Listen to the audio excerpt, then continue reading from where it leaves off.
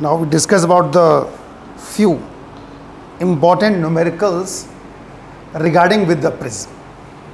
और जो बोर्ड में आए हुए हैं बेहद इंपॉर्टेंट, तो कुछ एक न्यूमेरिकल हम लोग डिस्कस कर रहे हैं, एग्जाम पॉइंट ऑफ व्यू से बहुत इंपॉर्टेंट है।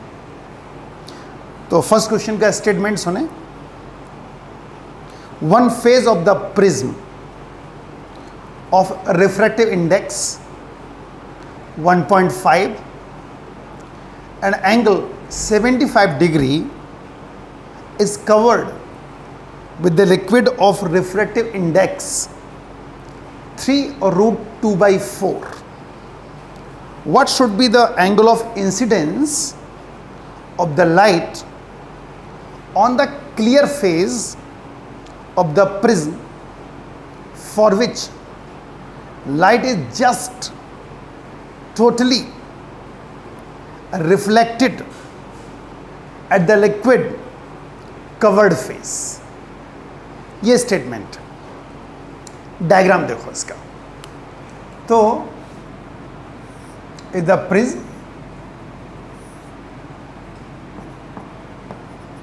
ABC is the prism, and this side is covered with the liquid at the clear face,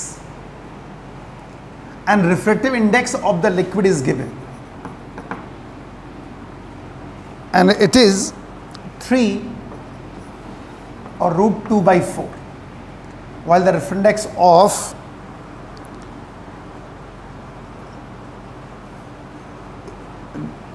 glass means prism is 1.5. इसका refractive index 1.5 है, और ये तो एयर हुई गई, क्लियर फेज है, तो refractive index तो आपको पता ही 1 होगा। And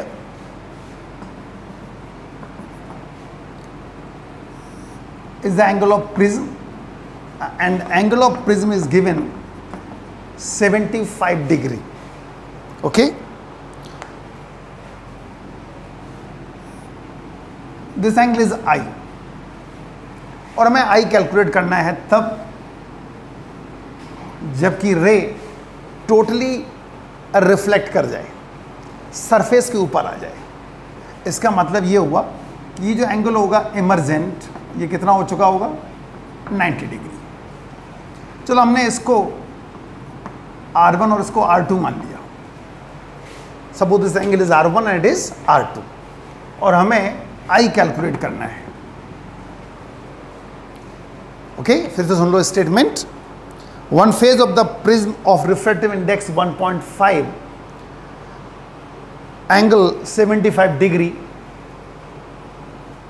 covered with the liquid of refractive index 3√2/4, what should be the angle of incidence of the light on the clear phase of the prism for which light is just totally reflected at the liquid covered face?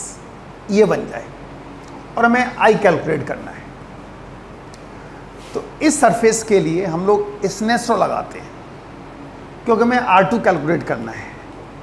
तो sine R2 into mu glass equals to sine E into mu liquid. Sine R2 into 3/2 means 1.5, ये 90 हो गया, और liquid का दे रखा है 3√2/4। So sin R2 2/3 into 3√2/4, और ये मिल जाएगा 1/√2, क्योंकि 3 से 3 कैंसिल हो गया और 1/√2 आ गया। आपको पता है 1/√2 sin 45 की वैल्यू हुआ करती है। इसका मतलब ये हुआ कि मैं R2 मालूम पड़ गया, और ये कितना हो गया 45 degree. We also know that from the refraction through prism that A equals to R1 plus R2. A is given 75, R2 हम लोग कैलकुलेट कर चुके हैं, तो 75 माइनस 45 डिग्री तो R1 कितना आ गया 30 डिग्री, हमें R1 भी मालूम पड़ गया। और अब I कैलकुलेट करना है। Again we use Snell's law. तो sine I into mu air equals to sine R1 into mu glass, sine I into 1 equals to, और R1 30 डिग्री है, साइन 30 डिग्री 1/2 होता है, और ग्लास का है 3/2, तो साइन I मिल गया 3/4 0.75, साइन इनवर्स 0.75। और जब इसकी वैल्यू आप लॉग टेबल पे देखेंगे साइन इनवर्स में, तो ये मिलेगा 48.6 डिग्री। और ये क्वेश्चन लगभग ऐसी क्वेश्चन एक एनसीईआरटी में गिवन है और बोर्ड में आ चुका है, और ये 3 मार्क्स में आया हुआ न्यूमेरिकल है। समझ गए होगे? दोबारा देख लो। ये दिया हुआ था कि टोटली रिफ्लेक्टेड है, तो ई तो 90 हो गया। आई कैलकुलेट करना था तो हमें पहले R2 निकालना था, और हमने स्नेल्स लॉ लगाया तो हमें R2 मालूम पड़ गया। R2 आ गया 45। एक रिलेशन हमें पता है A = R1 + R2, तो हमने वो रिलेशन यूज़ किया जिससे कि हमें R1 मालूम पड़ गया। R1 मिलने के बाद हमने दोबारा से स्नेल्स लॉ लगाया फॉर दिस क्लियर सरफेस, तो सॉल्व करने पे I मिला 48.6 डिग्री। क्लियर? और देखो न्यूमेरिकल, कुछ एक और न्यूमेरिकल जो बोर्ड में आए हुए हैं प्रिज्म के ऊपर, वो भी देखिए। एक और न्यूमेरिकल जो बोर्ड में इस तरह क्वेश्चंस बहुत बार पूछा गया है, और उसका रे डायग्राम आप देखें, उसके बाद फिर हम स्टेटमेंट लेके चलेंगे।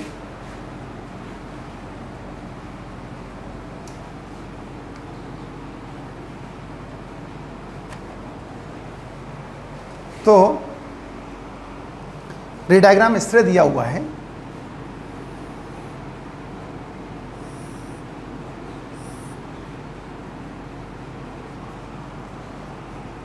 and here it is 60 degree,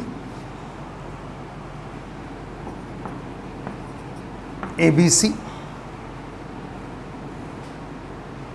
and this ray PQ, और यहाँ 90 डिग्री बनाना है। और अब इसका स्टेटमेंट सुने आप। अ रे PQ incident normally on the refracting phase AB, normally पड़ रही,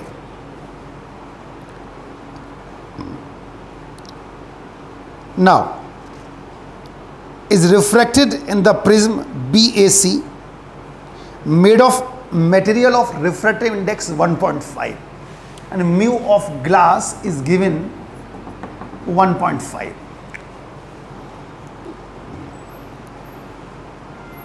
Complete the path of the ray through the prism for which the phase will the ray emerges.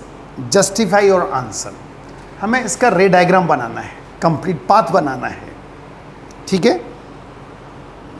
Complete the path of the रे through the prism from which phase will the रे emerge. Justify your answer, ठीक। तो इसको आगे बढ़ाते हैं।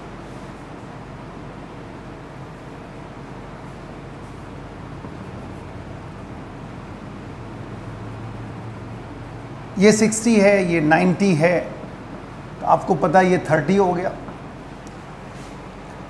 ये भी 90 है, तो ये 60 हो गया, तो ये 30 डिग्री हो गया। आप अगर देखो तो एंगल ऑफ इंसिडेंस 0 है। अगर I 0 है तो स्नेल्स लॉ लगा लो, sine I into mu A equals to sine R into mu G। ये 0 हो गया, तो R भी क्या हो गया 0। I और R 0 हो चुके हैं। अब यहां पर AC फेज के लिए, for AC phase angle of incidence क्या होगा? 30 degree. Angle of incidence is 30 degree. अगर हम यहां पर क्रिटिकल एंगल निकालना चाहें, what will be the critical angle of this surface, वो निकालते हैं।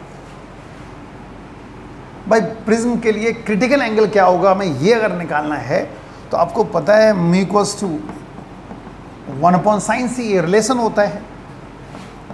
तो sin c हो जाएगा 1/μ, इट इज 1.5, 2/3। और जब इसको हमें सॉल्व करना होगा तो इस c की वैल्यू आपको मिलेगी 42 degree, near about 42 degree. TIR के लिए ये एंगल 42 डिग्री से ज़्यादा होना चाहिए था। इसका मतलब अगर यहाँ पे देखें, जो एंगल ऑफ इंसिडेंस है वो लेस देन क्रिटिकल एंगल हो गया, और अगर लेस देन क्रिटिकल एंगल हो गया तो फिर ये AC के थ्रू ये पास हो जाएगी, TIR नहीं होगा। तो हमें ये जस्टिफाई भी करना था कि सरफेस से पास होगी, और जस्टिफाई भी करना था। तो क्यों पास हो गई? क्योंकि angle of incidence for this surface less than critical angle. Critical angle हमने जो कैलकुलेट किया वो 42 डिग्री है, जबकि angle of incidence for AC surface is 30 degree. इसीलिए रे रिफ्रैक्ट हो जाएगी थ्रू सरफेस AC।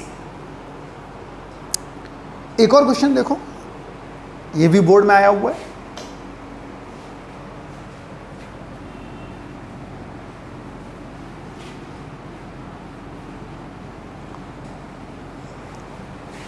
और इसका भी पहले रे डायग्राम बना लेते हैं, उसके बाद फिर स्टेटमेंट लेके चलें। और इसका रे डायग्राम इस तरह है।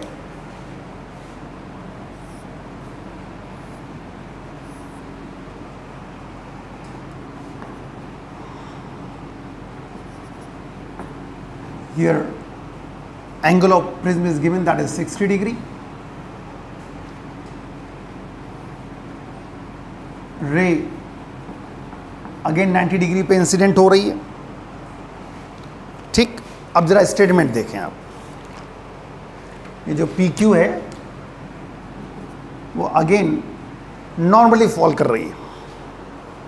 देखें इसका स्टेटमेंट, अ रे PQ is incident normally on the phase AB of a triangular prism of refracting angle 60 degree। Angle of prism को रिफ्रैक्टिंग एंगल ऑफ प्रिज्म भी बोला करते हैं।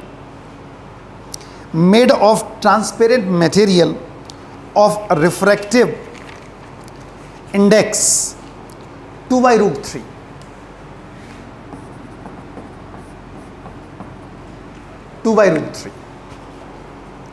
as shown in figure. Trace the path of the ray as it passes through the prism. Also calculate the angle of emergence and angle of deviation. इसमें तीन चीज़ें निकालेंगे। एक तो पाथ को बनाना है, और दूसरा हमें कैलकुलेट करना है एंगल ऑफ इमरजेंस, और तीसरा एंगल ऑफ डेविएशन। चलो पहले पाथ बनाते हैं। ये भी 90 हो गया, ये 90 है, 60 तो ये 30 हो गया, और इस बार ये 60 डिग्री हो गया।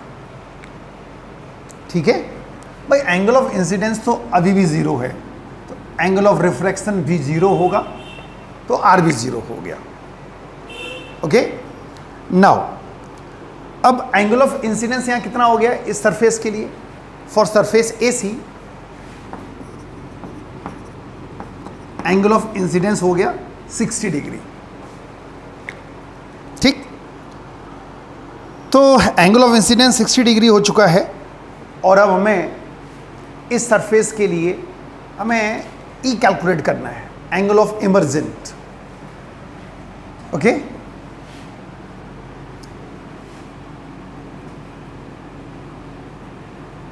एंगल ऑफ इमर्जेंट कैलकुलेट करना है, ये 60 डिग्री है।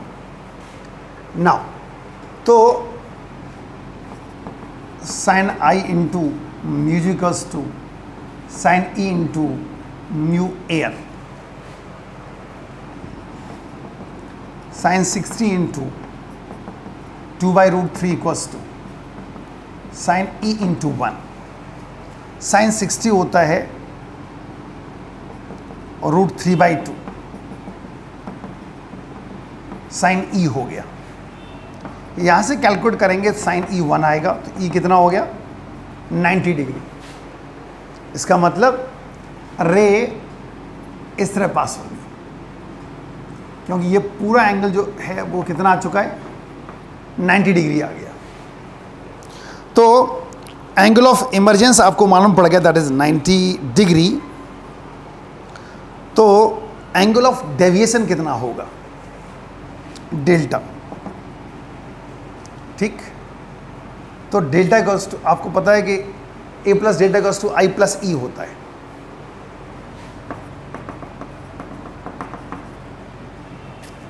ठीक है, तो यहां से अगर हम डेल्टा कैलकुलेट करेंगे इस सरफेस के लिए, तो एंगल ऑफ डेविएशन बनेगा जाके 30 degree. So delta equals to 30 degree, क्योंकि ये 90 हो गया, ये 60 है, तो कितना डेविएट हुआ 90 माइनस 60, दैट इज 30 डिग्री।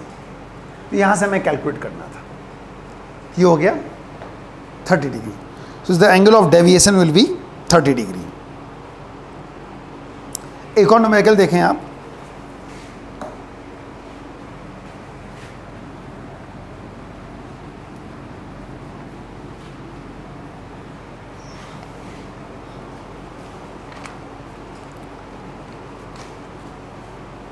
इस तरह एक डायग्राम गिवन है।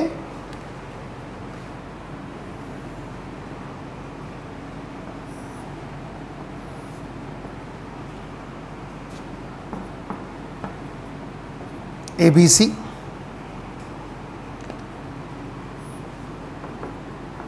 PQ 90 degree.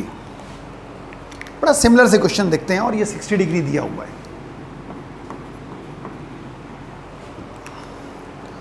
और अब इसका स्टेटमेंट सुने, trace the path of the ray of light passing through a glass prism ABC as shown in figure if the refractive index of the glass is √3,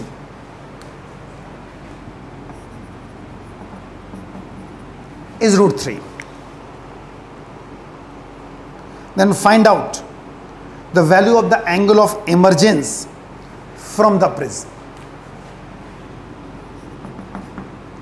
तो पहले तो हमें path draw करना पड़ेगा इसका।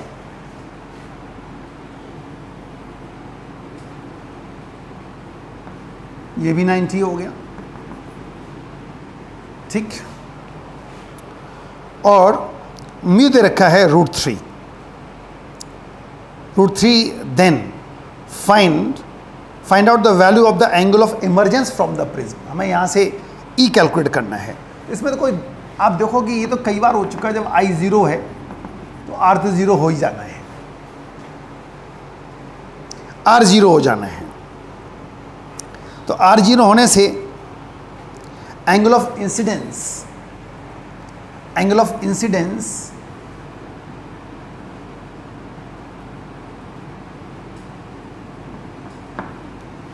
ये 30 डिग्री हो गया।